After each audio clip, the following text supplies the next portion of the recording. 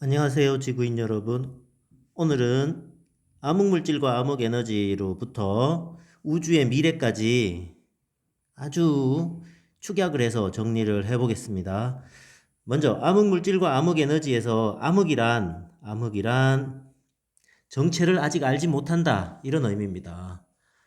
정체를 알지 못하던 일은 과학사에 굉장히 많았어요. 예를 들어서 부모 간에 뭔가 닮은 것을 연결시켜주는 어떤 물질이 있다. 정체를 모르겠지만 분명히 뭔가 연결되고 있다. 이렇게 시작되죠. 그래서 나중에 알려집니다. 이제 DNA, 유전자, 이런 물질들이 유전을 일으킨다라고 정체를 밝혀내게 되듯이 우주에는 그보다 훨씬 더 넓은 공간이고요.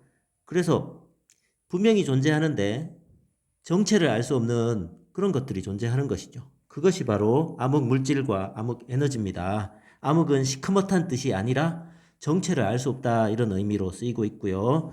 암흑 물질, 하나는 물질이고 하나는 에너지입니다. 물질이면 질량이 있고요. 에너지니까 질량이 따로 없겠어요. 그러니까 질량이 있기 때문에 중력이 작용하고, 중력은 힘을 안쪽으로 끌어모으게 됩니다. 그게 인력이고 수축시키는 힘으로 작용하고, 에너지는 청력, 어느 공간에 에너지를 가득 채웠다고 생각해 보겠습니다. 에너지가 가득 차 있으면, 공간에 계속 차 있으면 에너지는 바깥으로 나가려고 하죠. 바깥으로 나가려고 합니다. 에너지가. 이렇게 에너지가 나가려는 힘, 그게 청력이고 팽창입니다. 그러므로 인해서 우주 팽창에게 어떤 영향을 미치냐 하면, 수축시키는 얘는 팽창의 속도를 점점 줄이는 감속 팽창을 하게 되고, 팽창시키는 청력으로 작용하는 암흑 에너지는 우주를 가속 팽창시키는 곳에 영향을 미치게 돼요. 자, 물질이 많으냐 에너지가 많으냐에 따라서 팽창 속도가 달라지겠죠. 이것들이 이제 관계된 특징으로, 암흑 물질은 우리 은하의 회전 속도를 통해서 그 있음이 증명되고요. 중력 렌즈가 발견되는 현상을 통해서 암흑 물질이 있음이 증명됩니다.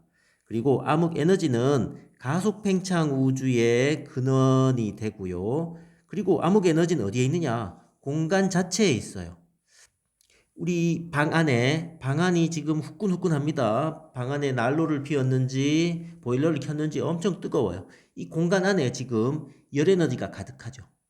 에너지는 이렇게 공간에 존재하는 것이다. 우주 공간에 에너지가 있는데 그 에너지가 무엇인지 도대체 현재 기술로는 알 수 없지만 에너지가 가득 있음을 알 수 있다, 이런 얘기였어요. 자, 이제 물질이 많으냐, 에너지가 많으냐, 이런 것들을 통해서 팽창의 속도가 달라지는데, 일단 물질은 알 수 있었습니다. 알 수 있었어요. 보통 물질이라고 부르는 건 관측이 됩니다. 눈에 보이던가, 아니면 적외선, 자외선, X선, 뭐 전파, 이런 걸 통해서 관측이 되던가, 이런 게 이제 보통 물질이고요.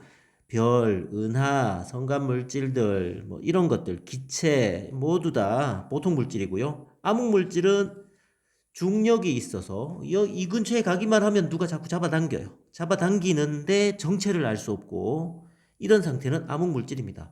이거는 먼저 알게 되었어요. 중력으로 알게 되니까 이런 걸 통틀어서 물질이라 하고, 요것만 알았습니다. 먼저 이런 시절에는, 이렇게 되었을 때는 우주의 미래를 이제 세 가지로 얘기했어요. 중력이 더 크면, 지금은 팽창하고 있지만 중력이 더 크면 언젠간 다시 수축할 것이다. 이렇게 닫힌 거죠. 지금 팽창하지만 다시 이렇게 쪼그라들 것이다. 그리고 팽창하려는 힘과, 그리고 그 물질이 잡아당기는 중력의 균형이 맞춰지면 팽창하다가 이제 더 이상 팽창이 잘 안 일어나겠죠. 이럴 경우에는 평탄한 우주다, 이렇게 부르고요. 가능성은 세 가지잖아, 그죠? 그리고 물질이 잡아당기는 힘보다, 중력보다 팽창하는 힘이 훨씬 더 크면 계속 팽창할 겁니다. 이럴 때를 열린 우주라고 합니다. 자, 이때 이것을 구분하는 기준은 밀도입니다. 밀도. 밀도는 이제 물질의 밀도만 갖고 얘기를 했어요. 임계밀도라는 얘기가 있어요. 임계점이라고 있지. 임계점. 그 임계라는 게 어떤 한계 뭐 이런 비슷한 의미를 갖고 있어요. 여기에 유리로 된 판이 있어요. 이렇게 기둥이 있고 이렇게 세워져 있는데 이 유리 위에다가 사람이 한 명씩 올라갑니다. 한 명 올라가도 유리가 강화 유리라서 안 깨지네요. 한 명, 두 명, 세 명 올라가다 10명까지 가도 안 깨져. 그런데 11명이 올라가니까 유리가 깨져버린 거야. 이게 한계가 있는 거죠. 임계점이 있어요. 그 수학적으로 계산된 우주의 밀도가 요거보다 크던가 요거보다 작던가 이렇게 기준이 정해져 있는데 그거를 임계 밀도라고 합니다. 우주의 밀도가 그 임계보다 작아요. 밀도가 작아. 우주가 좀 헐거우면 수축하는 힘이 작잖아요. 그죠? 이럴 경우에는 계속 팽창을 할 것이고 우주의 밀도가 임계 밀도하고 딱 맞아떨어져. 우주의 밀도가 딱 맞아. 이제는 팽창도 수축도 없이 그냥 이렇게 평탄 약간씩 팽창을 합니다. 멈춘 건 아니야. 팽창을 조금씩 하는데 급격하지 않고 그 관성에 따라서 하던 대로 하는 상태죠. 가던 대로 가는 상태. 이럴 때는 평탄 우주가 되고 그리고 우주의 밀도가 너무 커요. 중력이 크다는 얘기야. 팽창하는 걸 다시 끌어잡을 수 있어요. 끌어당기면 다시 닫힐 수 있는 것이죠. 이거를 이런 식으로도 표현할 수 있겠습니다. 임계 밀도분의 우주의 밀도가 똑같다. 그러면 이제 1이 되잖아요. 이런 식으로 1보다 작다, 1보다 크다. 자, 그 이제 공률이라는 개념이 있어요. 우주의 공률이야. 우주는 2차원 세계도 아니고 3차원 세계를 그 평면상 2차원 세계로 그림으로 표현하려니 표현이 어렵고요. 이 공률은 그 굉장히 복잡한 수학 공식이 있어요. 이거를 우리가 배울 필요는 없고 교과서에도 나오지 않습니다. 우리는 여기서 그냥 공률이 작다라고만 할게요. 이렇게 우주의 밀도가 작다, 공률이 0보다 작다. 이렇게 암기하는 것으로만 하겠습니다. 자, 이게 우주를 생각하던 시절에 물질만 알던 시절의 얘기였어요. 그리고 나중에 에너지가 밝혀집니다. 암흑 에너지가 있다는 것을 알게 돼요. 암흑 에너지가 있다는 것을 알게 되는데 그러면 암흑 에너지는 팽창시키는 공간 전체에 존재하는 가속 팽창시키는 청력으로 작용하는 것이라고 했잖아요. 그걸 알고 나서부터는 우주는 이런 닫힌 우주, 평탄 우주, 열린 우주가 아니라 가속 팽창하는 우주라고 이렇게 팽창 속도가 확 증가하는 가속 팽창하는 우주라는 현재까지의 결론이 있습니다. 자, 우주의 밀도를 이제 어떻게 보냐면 기존에 알고 있던 물질의 밀도에다가 에너지의 밀도까지 합쳐서 우주의 밀도라고 부르게 되었어요.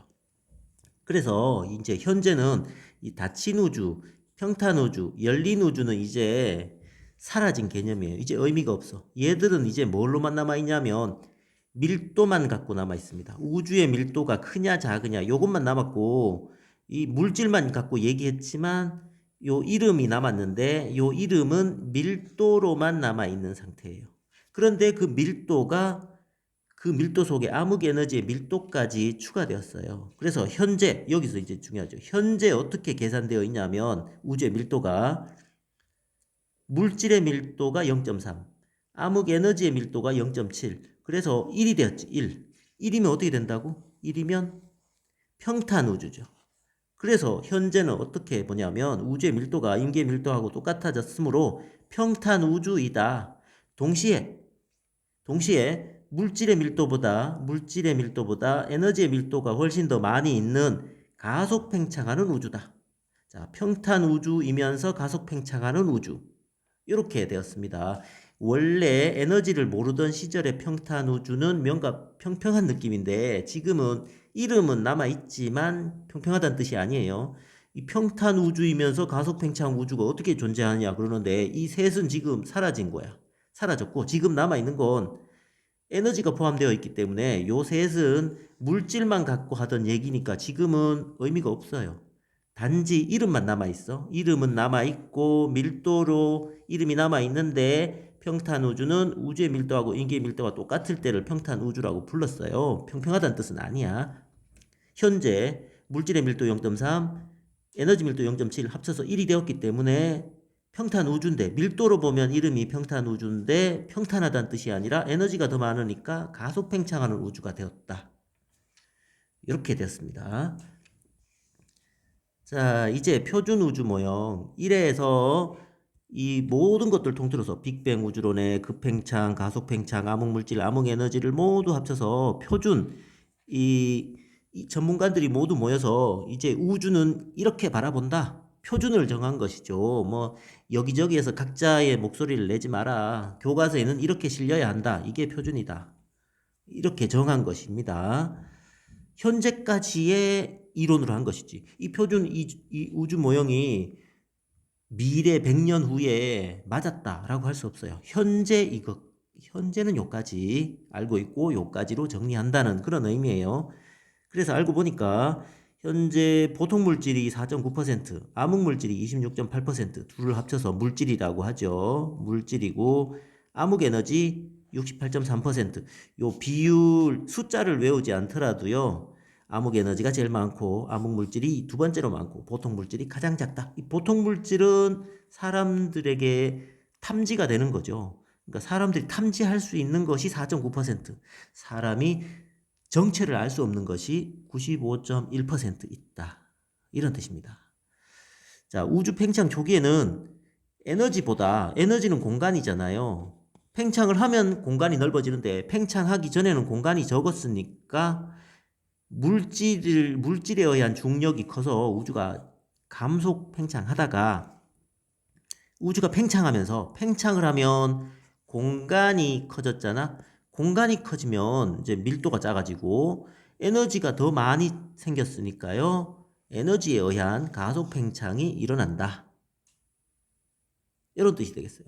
그래서 여기 보시면 과거 우주 초기에는 공간이 없을 때 암흑 에너지 조금 있었고요. 그 다음에 암흑 에너지가 점점 늘어나고 있죠. 암흑 에너지가 점점 늘어나고 있고 이 암흑 물질과 보통 물질이 줄어드는 게 아니라 이것은 비율입니다. 그 자체의 질량이 줄어드는 게 아니라 비율, 암흑 에너지가 늘어남으로 인해서 물질의 비율이 줄어든 거예요. 자, 이렇게 해서 암흑 에너지, 암흑 물질부터 우주의 미래, 그리고 표준 우주 모형까지 정리를 했습니다.